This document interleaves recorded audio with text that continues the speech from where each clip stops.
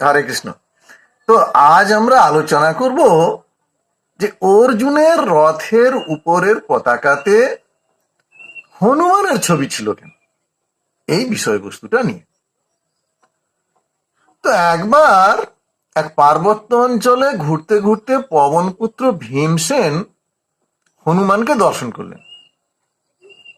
তো হনুমানের কাছ থেকে ভীমসেন জানতে পারলেন যে তিনি প্রবল শক্তিশালী, মানে হনুমান প্রচন্ড শক্তিশালী, এবং তিনি সেই ত্রেতা যুগ থেকেই রয়েছেন।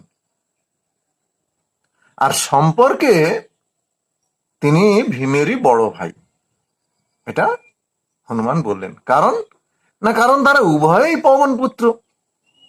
ভীম তখন সেই হনুমানের লেজটি ধরে সরাতে গেলেন, কিন্তু তিনি তা পারলেন না, লেজটা নাড়াতেই পারলেন না। তখন ভীমসেন বুঝলেন যে হনুমান সত্যি সত্যি মহাশক্তিধর।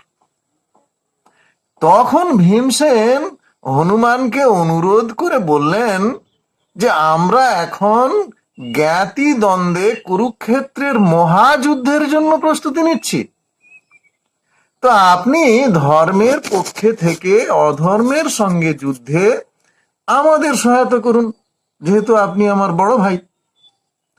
তখন হনুমান বললেন, আমার আদৌ যুদ্ধ করার ইচ্ছে নেই, তাছাড়া আমার যুদ্ধ করার প্রয়োজনও নেই।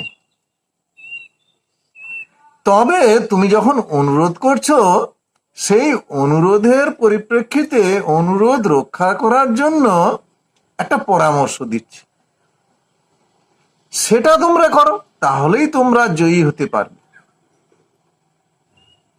তোমাদের সেনাপতির রথের পতাকাতে আমার একটা ছবি রেখে দিও, তাতেই তোমরা যুদ্ধ জয় করতে পারবে। তো সেই নির্দেশ মতো কুরুক্ষেত্রের যুদ্ধে অর্জুনের রথের পতাকাতে হনুমানের ছবি দেয়া হয়েছিল, এবং তাতেই তারা যুদ্ধে জয়লাভ করেছিলেন। যদিও অর্জুন পাণ্ডবদের সেনাপতি ছিলেন না, পাণ্ডবদের সেনাপতি ছিলেন ধৃষ্টদ্যুম্ন। তবুও যেহেতু পবনপুত্রের ছবি দেয়া হয়েছিল অর্জুনের রথের উপরের পতাকাতে, তাই মনে করা হয় যে সেই জন্যেই পাণ্ডব পক্ষ জয়ী হয়েছিল।